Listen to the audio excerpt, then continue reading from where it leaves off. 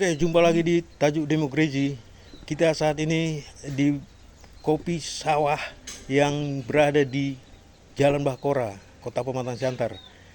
Kita selalu membicarakan berbagai hal, baik itu sosial, politik, demokrasi, dan hal-hal lain yang kita anggap penting dan aktual.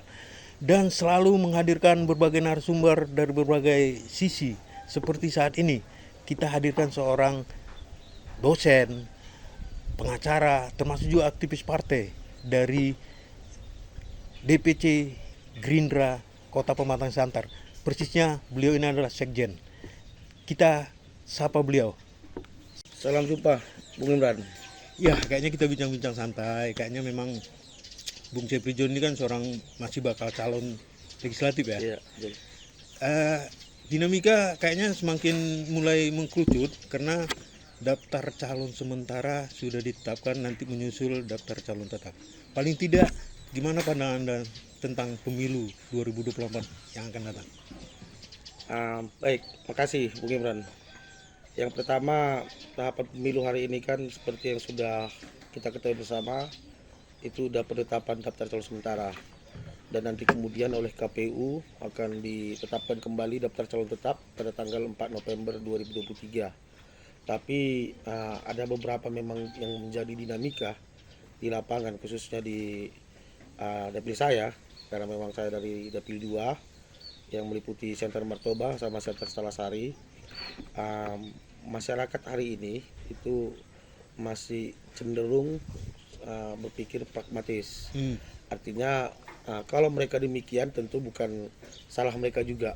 Nah, kenapa? Karena ini kan sudah menjadi budaya dari pemilu sebelum-sebelumnya 2014, 19, kemudian yang akan datang 24.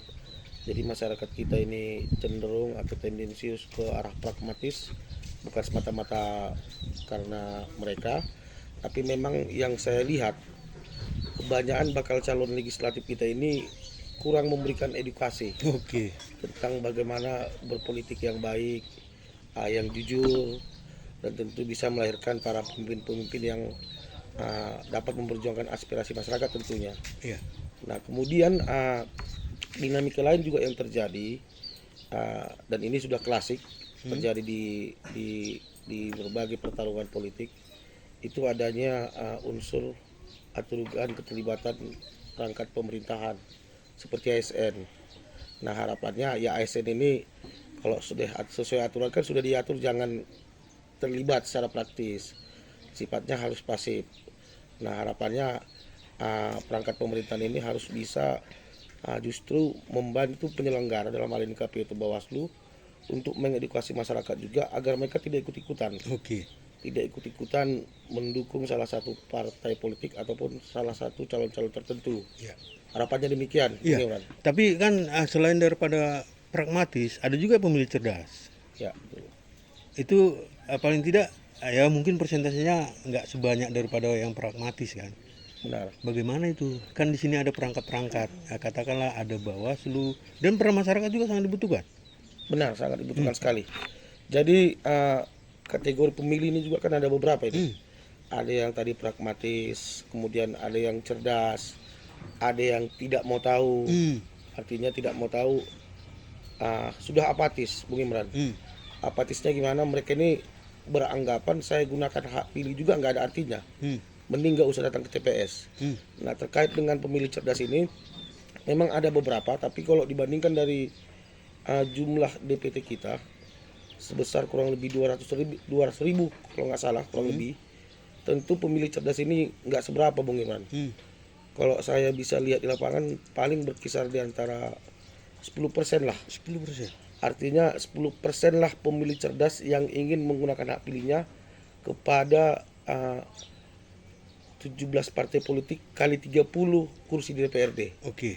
Artinya mereka menggunakan hak pilihnya itu hanya sekitar 10%. Dan kemudian hari ini yang paling menariknya 60% lebih dari jumlah DPT di Kota Pematang Siantar itu diisi oleh anak-anak muda. Iya. Itu diisi anak muda, yaitu mulai usia bisa memilih sebenarnya 17 tahun, kemudian usia Gen Z namanya itu, berkisar dari 20 ke 26 tahun. Ya. Nah, artinya mereka ini kan sangat potensial sebenarnya untuk kita bisa jadikan memilih kita. Betul. Cuman bagaimana kita melakukan pendekatan kan tentu harus sesuai pula dengan kebutuhan dan kemauan orang ini, Ya. anak-anak muda ini. Iya. Jadi paling tidak seperti GNG, generasi G. Ini kan kayaknya mereka ini sudah bisa dikatakan cerdas, tapi ada juga yang nggak mau peduli, sikap apatis.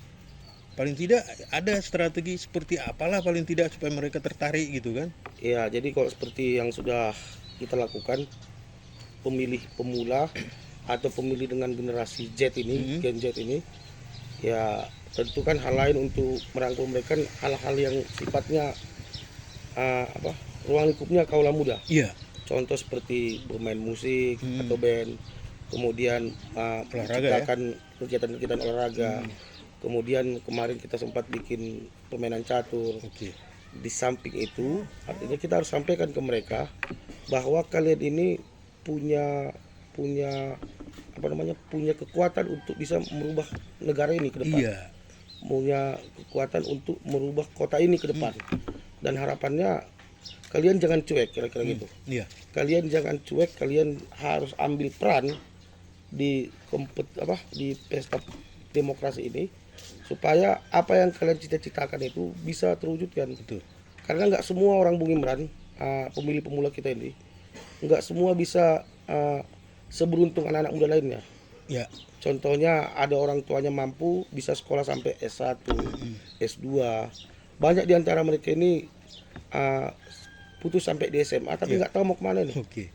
Ini Tentu kan harus kita tumbuh kembangkan lagi semangat yang dimiliki anak-anak muda ini, ya agar mereka bisa mengimplementasikan kreativitas yang dimiliki oleh anak muda ini. iya. Jadi kan DCS jumlahnya sampai 300 lebih dari berbagai partai. Berarti mereka salah satu fokus kepada generasi muda, pemilih pemula. Paling tidak ini saling kompetisinya keras juga nih. Benar Bung Imran. Jadi kalau seperti saya, kan saya ini kan kebetulan bisa dikatakan masih anak muda lah, usia anak muda. Gaul lah paling tidak. Walaupun udah dua anak. Jadi kalau saya ini memang menitik beratkan kita bertemu konstituen itu konstituen anak muda. Kita tanya, contohnya, artinya mereka ini meskipun dipengaruhi orang tuanya, saya rasa kalau usia 20 ke 26 itu udah bisa bebas dari intervensi orang tuanya. Iya. Mereka udah bisa menentukan masa depannya sendiri. Oke. Sudah bisa menentukan gimana ke depannya, dan kita memang sengaja menargetkan orang ini, artinya bukan menjadi objek politik ya.